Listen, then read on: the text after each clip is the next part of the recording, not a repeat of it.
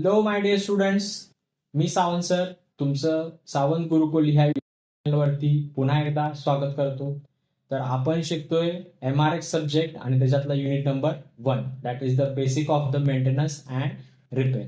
तर याच्या आज आपलं 4थं लेक्चर आहे. तर याच्या अगोदरचे जे काय 3 लेक्चर्स आहेत, ते जे काय टॉपिक्स आहेत ते तुम्हाला बघायचे असतील तर त्याची लिंक डिस्क्रिप्शन मध्ये आहे. तिथं जाऊन तुम्ही ते लेक्चर्स बघू शकता. तर आज आपण 4थ्या लेक्चरचा टॉपिक चालू करूया आणि त्याचं नाव आहे approach of the effective team management for the maintenance. Okay.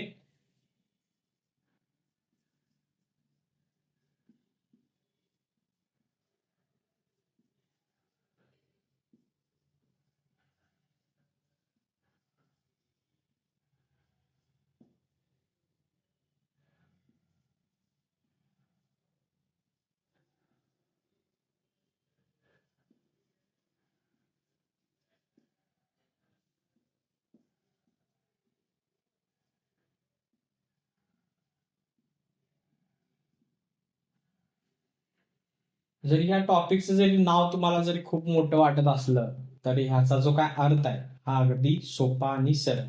Okay. तर बघा, आपण आतापर्यंत जे काय मेंटेनन्स आणि रिपेअर्स जे काय बघत आलो, तर ह्या मेंटेनन्स आणि रिपेअर जर समजा आपल्याला इफेक्टिव्हली जर करायचे असतील, इफेक्टिव्हली म्हणजे काय आहे की आपल्याला एखादं मेजर धोका होण्याच्या ऐवजी किंवा एखादं मेजर कोलॅप्स होण्याच्या आधी जर समजा आपल्याला एखादी गोष्ट किंवा एखादं रिपेअर अँड एखादं क्रॅक्स असतील किंवा एखादं जे काय डिस्ट्रेशन आहे, डिटोरेशन आहे, हे जर आपल्याला जर आधीच इन्फॉर्म झालं किंवा आपल्याला आधीच कळलं तर ऑब्व्हियस आहे आपले जे काय पैसे असणार आहेत ते पैसे वाचणार आहेत. त्यानंतर सेकंडली जी काय जीवितहानी होणार होती ती जीवितहानी होणार आहे. दुसरी गोष्ट म्हणजे जे आपलं स्ट्रक्चर आहे हे स्ट्रक्चर कोलॅप्स होण्यापासून, डिटोरेट होण्यापासून वाचणार आहे. तर ह्या सगळ्या गोष्टी करण्यासाठी आपल्याला एक टीमची गरज असते, राईट. आणि त्या टीमला कशा पद्धतीनं आपण अप्रोच करू शकतो, म्हणजेच काय की ती जी काय असणारी पर्टिक्युलर टीम आहे ही कशा पद्धतीनं आपल्याकडे काम करते आणि ती काम करून आपल्याला कशा पद्धतीनं प्रॉपर मेंटेनन्स करून देते. सो ह्याचा असणारा सगळा इन डिटेल स्टडी आपल्याला ह्या टॉपिकमध्ये करायचा आहे. ओके. सो सिंपल आहे की मेंटेनन्सची असणारी टीम ओव्हरऑल मेंटेनन्स करण्यासाठी कशा पद्धतीनं काम करते, तर हे पूर्ण सगळं आपल्याला ह्या टॉपिक मधनं शिकायचं. ओके. सो बघा, it is an absolutely necessary to maintain the structure and its components. आपण आतापर्यंत बघितलं की हे स्ट्रक्चर डिटोरेट होण्यापासून, डिस्ट्रेस होण्यापासून जर आपल्याला जर सेव्ह करायचं असेल, त्याची जी काय फंक्शनॅलिटी आहे, सर्व्हिसॅबिलिटी आहे, ही आपल्याला ऍज इट इज व्यवस्थित चालू ठेवायची असेल तर आपल्याला त्याचा रिपेअर आणि मेंटेनन्स वेळच्या वेळी आणि योग्य त्या रीतीने करणं खूप गरजेचं आहे. To perform this task and effective maintenance management is necessary. Obvious आहे, जर समजा आपल्याला हे जर व्यवस्थित ठेवायचं असेल तर आपल्याला हे वेळच्या वेळी मेंटेन करून ठेवणं गरजेचं आणि याच्यासाठी एक टीम डेडिकेटली काम करणं गरजेचं आहे. म्हणून याच्यासाठी मेंटेनन्स मॅनेजमेंट करणं गरजेचं आहे. मेंटेनन्स मॅनेजमेंट करणं काय की वेळच्या वेळी मेंटेनन्स करणं, योग्य मेंटेनन्स करणं आणि ह्या सगळ्याची ओव्हरऑल मॅनेजमेंट करणं, म्हणजेच effective management of the maintenance हे करणं खूप गरजेचं आहे. Effective maintenance management approach not only upkeep the structure but also satisfied the primary aim of the maintenance. जर आपण हा जो काय अप्रोच आहे, म्हणजे ही जी काय टीम आहे, या टीमने जर आपलं आपलं काम व्यवस्थित केलं, या टीमला प्रॉपरली रित्या आपण इन्स्ट्रक्शन्स देऊन त्यांच्याकडनं ते काम जर व्यवस्थितरित्या करून घेतलं तर ऑब्व्हियसली आपलं जे काय स्ट्रक्चर आहे हे प्रॉपर मेंटेन राहणार आहे, त्याची फंक्शनॅलिटी, त्याची सर्व्हिसॅबिलिटी इन्क्रीज होणार आहे. The activities under maintenance management is divided into the two group. Okay. So म्हणजेच काय, ही जी काय मेंटेनन्सची जी काय टीम आहे, ही मेंटेनन्सची जी काय टीम आहे ही टीम 2 पार्ट मध्ये डिवाइड केली जाते. Okay. First one is the management team and second one is the maintenance team.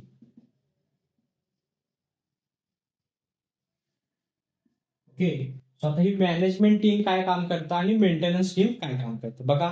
Management deals with the act of the planning, dealing, controlling and guiding for achieving the desired गोल.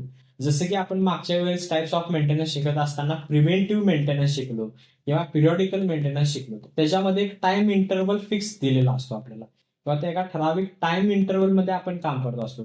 मग हे काम कशा पद्धतीने झालं पाहिजे, कुठल्या कुठल्या गोष्टी फॉलो झाल्या पाहिजे, याच्यासाठी प्लॅनिंग पाहिजे, तरच आपण ह्या गोष्टी करू शकतो. तर हे जे काय प्रॉपर प्लॅनिंग आहे किंवा ह्याच्याशी जे काही वेगवेगळे जे काही फॅक्टर्स जे अफेक्ट होणार आहेत त्यांच्याशी फॅक्टर्सशी डील करणं, त्याच्यासह प्रॉपर प्लॅनिंग करणं, जे काय क्रॅक्स असतील किंवा जे काय डॅमेजेस आहेत त्याच्यावरती कंट्रोलिंग करणं, तर ह्या सगळ्या गोष्टी जी टीम करत असते that is the management team.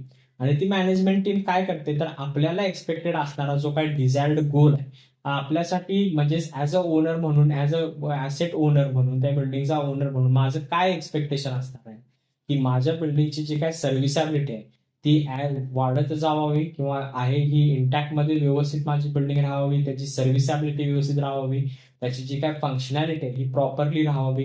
That is my expectation. तर हे माझं डिझायर्ड गोल कम्प्लीट करण्यासाठी माझी जी काय इफेक्टिव्ह टीम मॅनेजमेंट करत असताना ही जी काय मॅनेजमेंटची टीम आहे ते काम ते करत असतात. Second team is the maintenance team. Maintenance team काय करतात, it acts of an a sustain the utility value and maintain the services of the structure.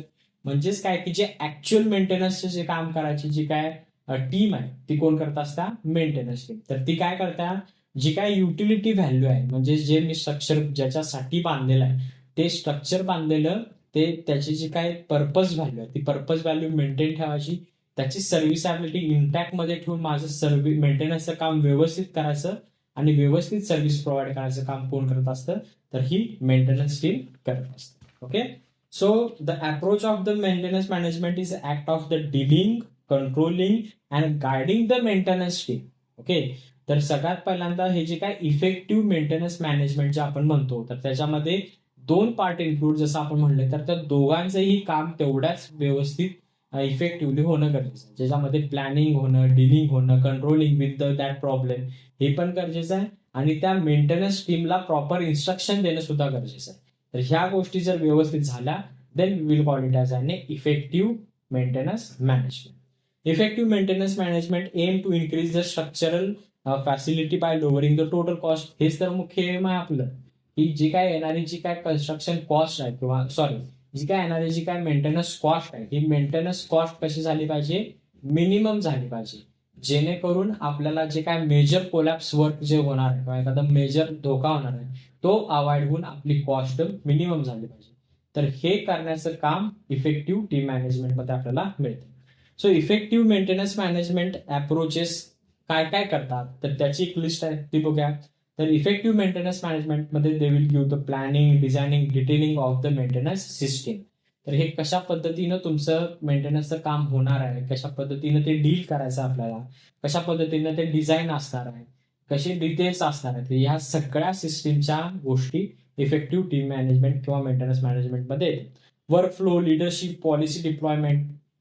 तर हे काम करत असताना कामाचा वर्कफ्लो कसा असला पाहिजे, कुठलं काम पहिल्यांदा करायचं, कशा पद्धतीनं तो प्रॉब्लेम आयडेंटिफाय करायचा, मेंटेनन्सच्या असलेल्या ज्या काय पॉलिसीज असतील की कधी कधी करायच्या आहेत, कशा स्वरूपाच्या करायच्या आहेत, किती कॉस्टमध्ये करायच्या आहेत, याची डिप्लॉयमेंट म्हणजे याचं रुजवणे शेवटपर्यंत मेंटेनन्स टीम मधल्या असणाऱ्या प्रत्येक माणसापर्यंत ही गोष्ट पुरवणे, हे इफेक्टिव्ह टीम मॅनेजमेंटमध्ये किंवा मेंटेनन्स मॅनेजमेंटमध्ये येत आहे. Organisation structure, computerised management system, ज्याच्यामध्ये कुणी कुठल्या हेरार्कीनं कुठलं काम करायचं, त्याचा रोल काय, रिस्पॉन्सिबिलिटी काय, जेणेकरून त्याचे प्रॉपर मेंटेनन्स राहील, स्ट्रक्चर कोलॅप्स होणार नाही, याची असणारी जी काय ओव्हरऑल सिस्टीम आहे ही कशी मेंटेन ठेवावी हे याच्यामध्ये येतं. सुटेबल मेंटेनन्स स्ट्रॅटेजी कुठली लावली पाहिजे जेणेकरून आपला मेंटेनन्स जो येणार आहे तो प्रॉपरली व्हावा, याच्यासाठी आपण स्टडी करतो. Coordinating, communicating, controlling and maintain the system. एक जी काही वेगवेगळे आपले असणारे जी काय मेंटेनन्स टीम आहे त्याच्यासोबत कोऑर्डिनेट करायचं, त्यांच्याशी कम्युनिकेट करायचं, त्यांचं काम जे काही व्यवस्थित चाललंय का याच्यावरती कंट्रोलिंग करायचं आणि त्या ओव्हरऑल मेंटेनन्स सिस्टीम पूर्ण त्या चांगल्या क्वालिटीने काम करतात का नाही याच्यावरती मॅनेजमेंट करून त्यांच्यावरती इफेक्टिव्हली कंट्रोलिंग करून ओव्हरऑल मेंटेनन्सचं काम हे आपलं रेग्युलरली चालू राहिलं पाहिजे, याच्यासाठी ही मॅनेजमेंटची टीम गरजेची असतात. त्याच्यासोबतच motivating, directing, guiding the maintenance team. Maintenance team काम करत असताना त्यांना मोटिवेट करणं, गाईड करणं, हा छोटा छोटा पार्ट आहे जेणेकरून ती मेंटेनन्स टीम त्याचं जे काय काम आहे हे प्रॉपररित्या करत आहे आणि आपल्या ज्या काही बिल्डिंगची जी काय कॉस्ट आहे ही रिड्यूस होत आहे. त्यानंतर poor planning, improperly trained staff, unclear goals and objective, lack of leadership, poor historical records, and insufficient manpower can cause work to take the longer and more cost and produce the poor result. Okay, तर आता हे काही drawback सांगितलेले. जर समजा तुमच्याकडे जर planning बरोबर नसेल, तुमच्याकडे जर ट्रेंड स्टाफ नसेल काम करण्यासाठी, जर तुम्हाला काय नक्की मेंटेनन्स करून अचीव करायचं आहे हे जर तुमचं क्लिअर नसेल, जर समजा एखादं हिस्टॉरिकल रेकॉर्ड जर तुमच्याकडे नसेल, तर कळणार कसं की कुठं काय कंपोनंट कसा बांधलेला आहे, कुठं बांधलेला आहे, त्याच्यावरती लोड कसा आलेला आहे, या गोष्टी जर मेंटेनन्स त्या टीमला जर माहित नसतील तर त्यांनी काय काम करू शकत नाही. त्याच्यासाठी हिस्टॉरिकल रेकॉर्ड जर इनसफिशियंट असतील किंवा पुरेसे नसतील, जर समजा मॅन पॉवर त्यांच्याकडे जर प्रॉपर नसेल, तर आपलं काम जे काय आहे ते कॉस्ट सेव्हिंग व्हायच्या ऐवजी कसं होणार आहे, कॉस्टली होणार. ओके, सो हे आपल्याला अवॉइड करण्यासाठी इफेक्टिव्ह मेंटेनन्स टीम मॅनेजमेंट करणं गरजेचं आहे. क्लिअर सगळ्यांना? तर this is all about the approach of the effective maintenance management.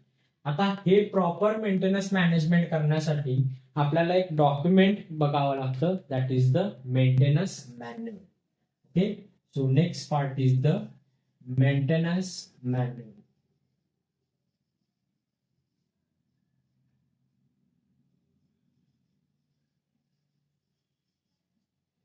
Okay, so आता हे मेंटेनन्स मॅन्युअल काय असतं?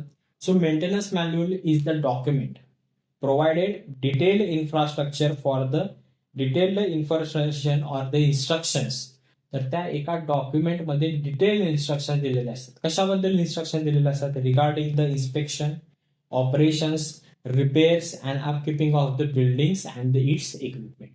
तर ते जे काय असणारं जे काय स्ट्रक्चर आहे, त्या स्ट्रक्चरला इन्स्पेक्ट करण्यासाठी, व्यवस्थित ऑपरेशन चालू आहे का नाही हे चेक करण्यासाठी, रिपेअर मेंटेनन्स करण्यासाठी जे जे दिलेले ज्या काही इन्स्ट्रक्शन्स असतात, त्या इन्स्ट्रक्शन्स असणारं documentation is the maintenance manual. Okay, जर समजा सोप्या शब्दात जर सांगायचं म्हटलं तर आपण एखादी कोणतीही इलेक्ट्रॉनिक्सची वस्तू घेतली तर आपल्याला त्याच्यासोबत एक मॅन्युअल मिळतं. तर मॅन्युअल का दिलं जातं? तर ती वस्तू कशी चालवायची, ती कशी ऑपरेट करायची, त्याचे असणारे जे काय वेगवेगळे फंक्शन्स आहेत, त्याचं पर्पज काय, त्याच्यासाठी ते मॅन्युअल दिलं जातं. सेम त्याच काइंड ऑफ मधले हे मेंटेनन्स मॅन्युअल असतं की त्या मेंटेनन्स मॅन्युअलमध्ये आपल्याला जी काय कन्स्ट्रक्ट झालेली जी काय बिल्डिंग आहे किंवा जे काय स्ट्रक्चर कन्स्ट्रक्ट झालेलं आहे त्याचं जर समजा आपल्याला प्रॉपर इन्स्पेक्शन करायचं आहे, त्याच्यातले जर ऑपरेशन्स जर बघायचे असतील किंवा त्याच्यामधले जी काय लोड सिस्टीम कशी आहे, त्याचा हिस्टॉरिकल डाटा कसा आहे, या सगळ्या गोष्टी जर आपल्याला इन डिटेलमध्ये जर माहिती असेल तर आपल्याला मेंटेनन्स करणं, रिपेअर करणं सोपं जातं आणि कॉस्ट सेव्हिंग जातं. सो या सगळ्या गोष्टी मेंटेन ठेवण्यासाठी आपल्याला हे मेंटेनन्स मॅन्युअल तयार करणं गरजेचं असतं. आणि मेंटेनन्स मॅन्युअल हे एक प्रकारचं डॉक्युमेंट असतं जे आपल्याला खूप गरजेचं आहे. Okay, the maintenance manual becomes and the important document for facilitating the maintenance and repair throughout the life of the structure. जे मगाशी मी तुम्हाला सांगितलं, त्याच्या पूर्ण लाईफ स्पॅन मध्ये मेंटेनन्स आणि रिपेअर करणं गरजेचं आहे आणि त्यासाठी हे मॅन्युअल आपल्याला खूप म्हणजे खूप मदत करतं. Manual much usable for carrying out the adoption of the work and any other modification if require. जर समजा आपल्याला एखादा अल्टरेशन करायचं आहे, एखाद्या स्ट्रक्चरमध्ये मॉडिफिकेशन करायचं आहे, सो अशा गोष्टी करण्यासाठी आपल्याला हे मेंटेनन्स मॅन्युअल खूप कामाला येत असतं. The operation and maintenance manual involve the information regarding the operations, maintenance, demolition of the structure. जर एखादं डिमॉलिश करायचं आहे, कुठला पार्ट डिमॉलिश केला पाहिजे, कुठला ठेवला पाहिजे, एखादा पार्टचं ऑपरेशन्स करायचे म्हणजे काय की तिथे एखादं टास्क करायचा आहे की त्याचं वॉटर प्रूफिंग करायचं आहे किंवा त्याचं जे काय डॅमेज कॉन्क्रीट आहे ते घालायचं आहे, तर त्याच्यावरती लोडिंग कशा पद्धतीने येतात. सो हा सगळा इन डिटेल डाटा त्या मेंटेनन्स मॅन्युअल मध्ये लिहिलेला असतो. Maintenance manual is prepared at the time of the planning, designing and construction of the building structure. तर हे मेंटेनन्स मॅन्युअल कुठल्या स्टेजला बनवलं पाहिजे? तर जेव्हा ते जे स्ट्रक्चर बनणार आहे, त्याचं जेव्हा प्लॅनिंग होणार आहे, डिझायनिंग होणार आहे, त्या स्टेजला हे मेंटेनन्स मॅन्युअल बनवणं गरजेचं आहे. The manual explain the various building plans, material, resources. आता काय काय असतं त्या मेंटेनन्स मॅन्युअल्समध्ये? एक तर डॉक्युमेंट असतं, हे तर आपल्याला क्लिअर झालं, परंतु त्या डॉक्युमेंटमध्ये नक्की काय काय डिटेल्स दिलेले असतात. तर सगळ्यात इम्पॉर्टंट असतो तो म्हणजे बिल्डिंग प्लॅन दिलेले असतात, मटेरियलचे रिसोर्सेस दिलेले असतात, कुठून कुठून कुठलं मटेरियल खरेदी केलेलं आहे, त्यानंतर व्हेरियस रेन्फोर्समेंट डिटेल्स दिलेले असतात, वेगवेगळे बिल्डिंग कंपोनंटचे डिटेल्स दिलेले असतात, प्लंबिंग सर्व्हिसेस कुठून कुठून केल्यात, हाईट कुठल्या झालेल्या आहेत, कन्सील कुठल्या झालेल्या आहेत, वायरिंग कन्सील कुठल्या गेलेल्या आहेत, प्लंबिंग कुठल्या कन्सील केलेल्या आहेत, याचे सगळे डिटेल्स त्याच्यामध्ये दिलेले असतात. त्यानंतर फ्रिक्वेन्सी ऑफ द इक्विपमेंट किती आहे, म्हणजे किती वेळा आपण ते यूज करतो, वेगवेगळे जे काय मशिनरीज आहेत त्याचे रिपेअर मेंटेनन्स कधी केला पाहिजे, याच्या सगळ्या डिटेल्स त्याच्यामध्ये दिलेल्या असतात. It's also provides the accurate details about the alteration, addition, construction process, operation carried out for the completing the structure from the beginning along with the history. तर त्याच्या बिल्डिंगच्या कन्स्ट्रक्शनच्या सुरुवातीपासून ते आतापर्यंत त्याच्यामध्ये काय काय बदल झालेले आहेत, त्याच्यात काय काय अल्टरेशन झालेले आहेत, काय काय ऍडिशन्स केलेले आहेत, तर याची सगळी हिस्ट्री त्या मेंटेनन्स मॅन्युअलमध्ये इन डिटेलमध्ये लिहिलेली असतात. जेणेकरून जेव्हा आपल्याला इन फ्युचरमध्ये ते मेंटेनन्सचं काम करायचं आहे तेव्हा त्या स्ट्रक्चरची, त्या एलिमेंटची सध्याची काय कंडिशन आहे हे आपल्याला लगेच अंडरस्टँड व्हावं, याच्यासाठी हे मेंटेनन्स मॅन्युअल खूप गरजेचं आहे. मग ह्याचं पर्पज काय, to ensure the proper functioning of the building system. बरोबर, तर आपल्या बिल्डिंगचे फंक्शन जर प्रॉपर व्हायचे असतील तर मेंटेनन्स मॅन्युअल गरजेचं आहे. Increase the service life of structure, life increase करायची असेल तर मेंटेनन्स मॅन्युअल असेल तर रिपेअर व्यवस्थित होणार, रिपेअर व्यवस्थित झालं तर बिल्डिंगची लाईफ वाढणार. प्रिव्हेंट द मेजर ब्रेकडाऊन्स, जर एखादं मेजर ब्रेकडाऊन म्हणजे एखादं कोलॅप्स वगैरे जर अवॉइड करायचं असेल तर मेंटेनन्स मॅन्युअल गरजेचं आहे. सेफ्टी स्टँडर्ड जर आपल्याला प्रॉपर मेंटेन ठेवायचे असतील तर आपल्याला ते मेंटेनन्स मॅन्युअल गरजेचं आहे. लॉंग टर्म रिपेअर कॉस्ट जर आपल्याला कमी करायचे असेल तरी सुद्धा मेंटेनन्स मॅन्युअल गरजेचं आहे. म्हणजे ह्या सगळ्या गोष्टी रिलेटेड आहेत की तुम्ही त्या बिल्डिंगचा असणारा जो काही हिस्टॉरिकल डाटा आहे किंवा त्याच्या बिल्डिंग अगदी फाउंडेशन पासून म्हणजे कन्स्ट्रक्शन लेवल पासून ते फिनिशिंग लेवल पर्यंत कशी कशी आलेली आहे, काय काय अल्टरेशन दिलेलं आहे, या सगळ्यांना आपण ज्या होणारे जे काय पुढचे भवितव्याचे जे धोके आहेत ते सगळे अवॉइड करू शकतो. म्हणूनच हे मेंटेनन्स मॅन्युअल सगळ्यात पहिल्यापासून बनवणं आणि ते मेंटेन ठेवणं खूप गरजेचं आहे. तर आता ह्याच्यामधला कंटेंट काय काय, जसं मग अशी केलं तसं डिस्कस केलं त्या पद्धतीनं. परत एकदा बघा, general description of the building system काय काय असतं, त्यानंतर मटेरियल स्पेसिफिकेशन, कुठल्या क्वालिटीचं मटेरियल वापरलंय, काय थिकनेसचं वापरलं ते असणार आहे. ऑपरेटिंग इन्स्ट्रक्शन्स, कशा पद्धतीनं एखादं जर इक्विपमेंट असेल तर ते कशा पद्धतीनं ऑपरेट करायचं आहे, काय करायचं त्याचे डिटेल्स असणार आहेत. इन्स्पेक्शन शेड्यूल कसं करायचं आहे, म्हणजे मंथली करायचं आहे, विकली करायचं आहे, तर ते स्ट्रक्चर कधी कधी चेक करायचं आहे ते दिलेलं असतं. त्यानंतर प्रिव्हेंटिव्ह मेंटेनन्स प्रोसिजर दिलेले असतात. जर समजा एखादं कोलॅप्स झालं एखाद्या कंडिशनमध्ये तर त्या कंडिशनला काय करायचं याचे डिटेल्स दिलेले असतात. रिपेअर गाईडलाईन दिलेले असतात, सेफ्टी प्रिकॉशन्स दिलेले असतात. सो ह्या सगळ्या वेगवेगळ्या इम्पॉर्टंट थिंग्स त्या मेंटेनन्स मॅन्युअलमध्ये रिटर्न केलेल्या असतात.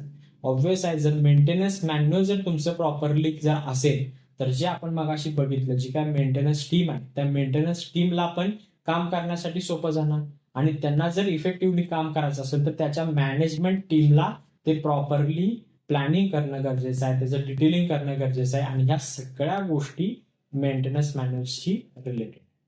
क्लिअर? सो अशा पद्धतीनं आपलं जे काय फर्स्ट युनिट आहे that is the basics of the maintenance आणि रिपेअर्स हे इथं संपले. सो नेक्स्ट लेक्चर पासून आपण जे काय पुढचं युनिट आहे ते स्टार्ट करणार आहे. तर आत्ताचा व्हिडिओ जर तुम्हाला समजा आवडला असेल तर लाईक करा, आपल्या सावंत गुरुकुल चॅनलला सबस्क्राईब करा आणि दरवर्षीप्रमाणे हा व्हिडिओ तुमच्या मित्रांना मैत्रिणींना शेअर करून पुण्य कमवा, कारण की जेणेकरून ते सुद्धा MRS सब्जेक्टमध्ये पास होऊ शकतात. तर आजच्या लेक्चरला जशी प्रेझेंटी लावली तशीच नेक्स्ट लेक्चरला आपण प्रेझेंटी लावा. थँक्यू.